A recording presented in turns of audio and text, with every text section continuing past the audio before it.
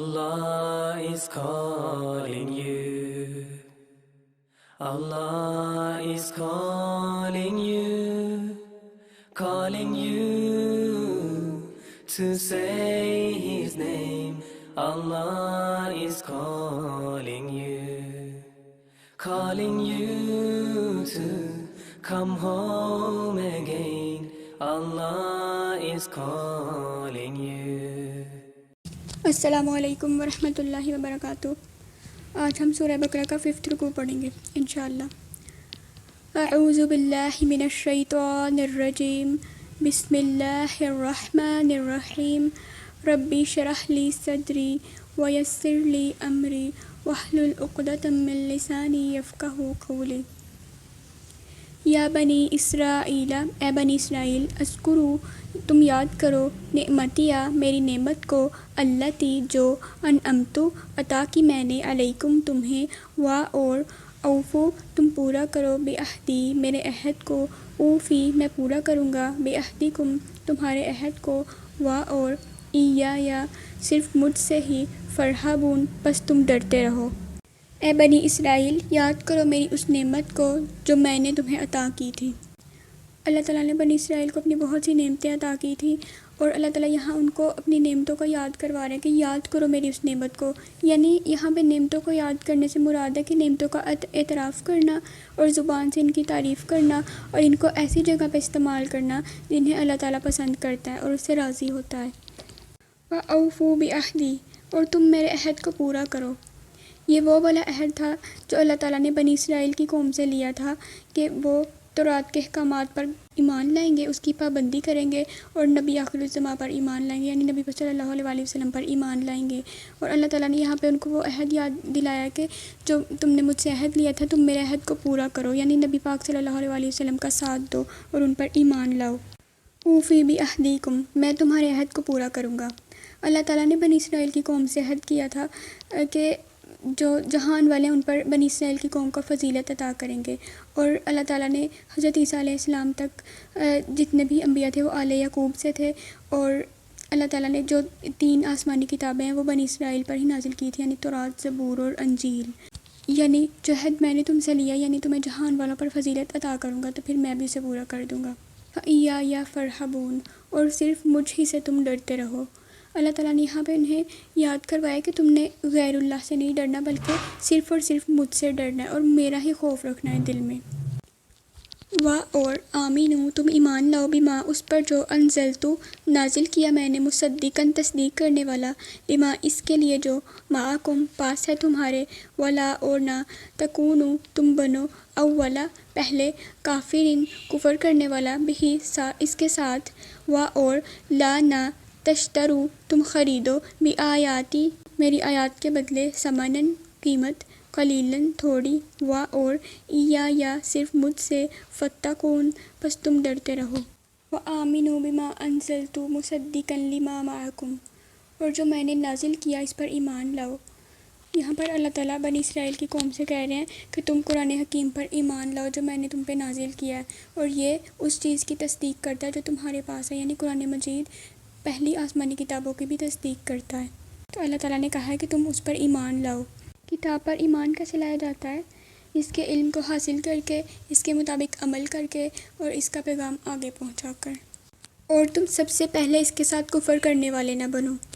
یعنی یہاں پہ اللہ تعالیٰ یہودیوں سے کہہ رہے ہیں کہ تم سب سے پہلے اس چیز کا کفر نہ کرو جس کا تمہیں علم ہے، یعنی ان کی کتاب میں اللہ تعالیٰ نے بتا دیا ہوا تھا کہ قرآن مجید نازل کیا جائے گا اور آخری نبی آئیں گے۔ اس سے مراد قرآن مجید بھی ہو سکتا ہے اور محمد رسول اللہ صلی اللہ علیہ وآلہ وسلم بھی ہو سکتا ہے، کہ یعنی ان دونوں میں سے کسی کا کفر نہ کرو، ورنہ جو بعد میں آنے والے لوگ ہوں گے کفر کریں گے تو اس کا وبال بھی تمہارے ذمہ ہی ہوگا۔ اور میری آیات کے بدلے تھوڑی قیمت نہ خریدو۔ یہاں تھوڑی قیمت سے مراد دنیا کے فائدے ہیں۔ یہود نے کیا کیا تھا کہ ان کے پاس جو دنیا یا منصب یا کھانے پینے کی اشیاء تھی، تو وہ یہ سمجھتے تھے کہ اگر ہم اللہ تعالیٰ پر اور نبی پاک صلی اللہ علیہ وآلہ وسلم پر ایمان لے آئیں گے تو پھر ہم ان چیزوں سے محروم ہو جائیں گے، اور انہوں نے ان ادنیٰ چیزوں کو آیات الہی پر ترجیح دے دی اور آخرت کے عظیم فائدے کو قربان کر دیا۔ اور یہاں پہ یہی بتایا گیا کہ تم میری آیات کو تھوڑی قیمت کے بدلے میں نہ خریدو۔ ابو داؤد کی روایت میں آتا ہے رسول اللہ صلی اللہ علیہ وسلم نے فرمایا جو شخص اس علم کو جس سے اللہ تعالیٰ کی رضامندی حاصل ہوئی ہے اس لیے سیکھے کہ اس سے دنیا کمائے، وہ قیامت کے روز جنت کی خوشبو تک نہ پائے گا۔ وَإِيَّايَ فَاتَّقُونِ، اور صرف مجھ سے ہی پس تم ڈرتے رہو۔ اللہ تعالیٰ نے انہیں کہا کہ بس تم مجھ سے ڈرتے رہو، یعنی جیسے تمہارے بڑوں پر عذاب آیا تھا، انہیں بندر اور سور بنا دیا گیا تھا، کہیں وہ تم پر بھی نہ آ جائے، کیونکہ وہ اللہ سے نہیں ڈرے تھے اور اللہ تعالیٰ کی آیات کو جھٹلا دیا تھا۔ تو اللہ تعالیٰ نے یہاں پہ یہی کہا کہ تم نے مجھ سے ڈرنا ہے، یعنی جیسے یہ اللہ تعالیٰ کی آیات کے بدلے تھوڑی قیمت کو پسند کر لیتے ہیں، تو اس میں اس بات کی دلیل ہے کہ ان کے دلوں میں سے اللہ تعالیٰ کا جو ڈر ہے وہ نکل گیا ہے۔ اور لا نہ تلبسو، تم ملاؤ الحق کا حق کو بالباطلی، ساتھ باطل کے، وتکتمو، اور نہ چھپاؤ تم الحق کا حق کو، وانتم، حالانکہ تم تعلمون، تم جانتے ہو۔ اور تم حق کو باطل کے ساتھ نہ ملاؤ اور نہ ہی حق کو چھپاؤ۔ حق کو باطل سے ملانے سے مراد یہ ہے کہ حق کو باطل کا لباس پہنانا، یعنی غلط کام سے اللہ تعالیٰ نے جس کام سے روکا ہے نا اس کو کرنے کا حکم دینا، اور یہ ظاہر کرنا کہ اللہ تعالیٰ کی طرف سے حکم ملا ہوا ہے۔ یہودی حق کو باطل کے ساتھ کیسے ملاتے تھے؟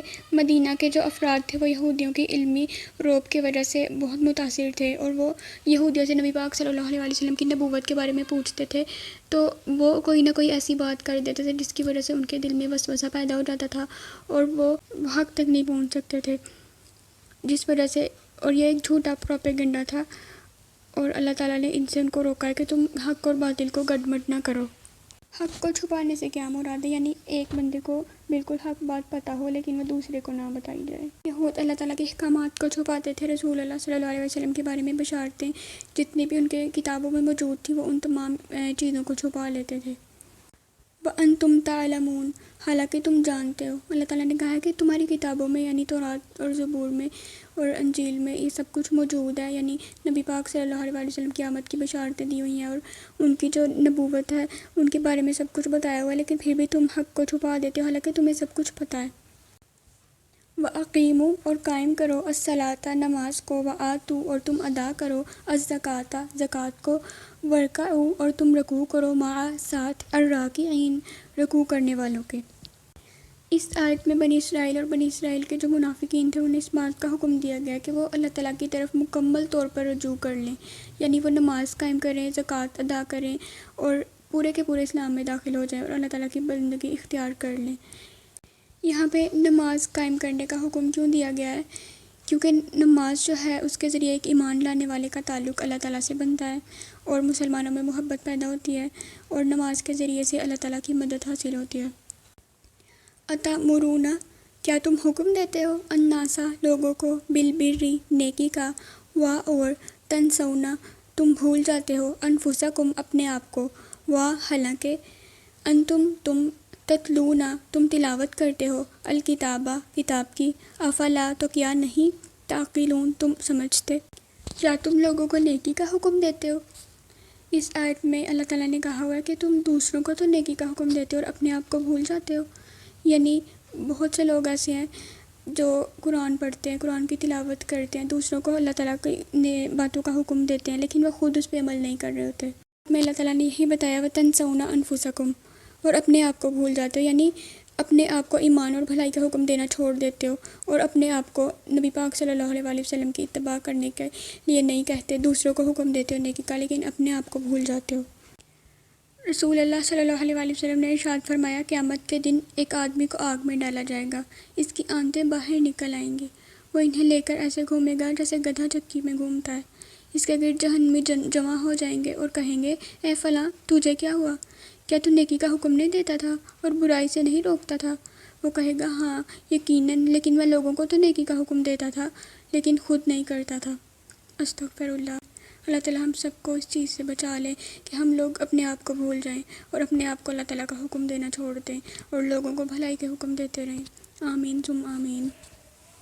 وَأَنْتُمْ تَتْلُونَ الْكِتَابَ، حالانکہ تم کتاب کی تلاوت کرتے ہو، افلا تعقلون، کیا تم نہیں جانتے؟ یہاں پر اللہ تعالیٰ نے کہا ہے کہ تم جب کتاب کی تلاوت کرتے ہو تو تمہیں تو ہر بات کا پتہ ہوتا ہے، ہر چیز کے حکم کے بارے میں بھی معلوم ہوتا ہے، لیکن پھر بھی تم اس پہ عمل نہیں کر رہے، تو کیا تم پھر سمجھتے نہیں ہو؟ کیا تم عقل نہیں رکھتے؟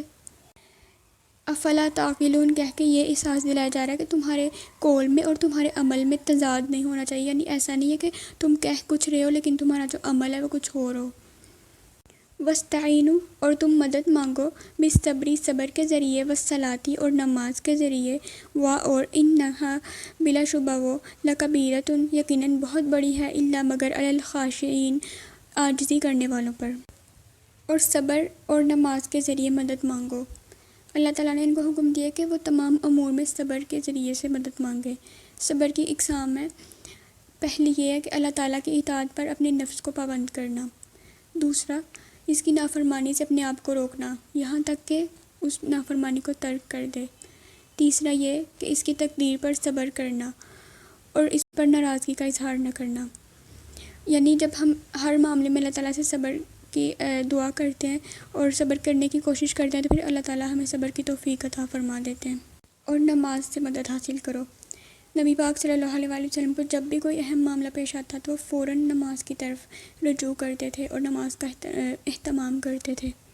نماز جو ہے وہ رب اور بندے کے درمیان ایک بہت اہم تعلق ہے۔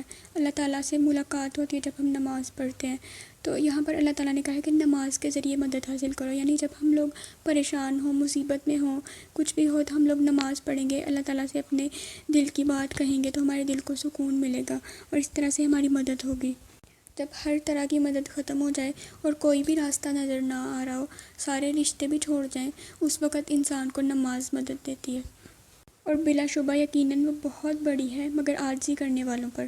نماز خشوع کرنے والوں پر ہلکی اور آسان ہوتی ہے، اس کے برعکس جو ثواب کی امید نہ رکھے اور عذاب سے نہ ڈرتا ہو، یا اس کے درمیان میں کوئی ایسا شخص موجود نہ ہو جو اسے نماز کی طرف بلائے، تو پھر ایسا شخص جب نماز پڑھتا ہے تو اس کے لیے نماز سب سے زیادہ بوجھل چیز ہوتی ہے۔ نماز میں خشوع کیسے پیدا ہوتی ہے؟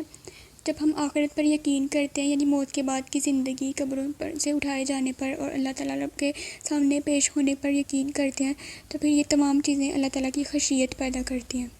الذین وہ لوگ یظنون وہ یقین رکھتے ہیں، انہم یقیناً وہ ملاقو ملاقات کرنے والے ہیں، ربہم اپنے رب سے، وانہم اور یقیناً وہ الیہ طرف اس کے راجعون لوٹنے والے ہیں۔